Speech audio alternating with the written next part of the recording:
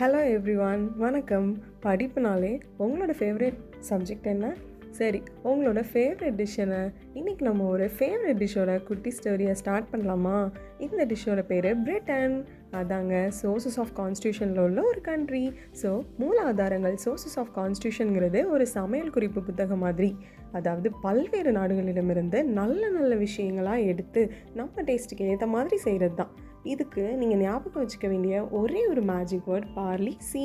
So P for parliamentary government, அதாவது நாடாளுமன்ற ஆட்சி. ஏ ஃபார் அட்மினிஸ்ட்ரேட்டிவ் ப்ரொசீஜர், நாடாளுமன்ற நடைமுறைகள். R for rule of law, சட்டத்தின் ஆட்சி. எல் ஃபார் லெஜிஸ்லேட்டிவ் ப்ரொசீஜர், சட்டம் இயற்றும் நடைமுறை. ஐ ஃபார் இன்டரிம் ஆர்டர்ஸ், இடைக்கால தடையாணைகள். சி ஃபார் சிங்கிள் சிட்டிசன்ஷிப், ஒரே ஒரு குடியுரிமை.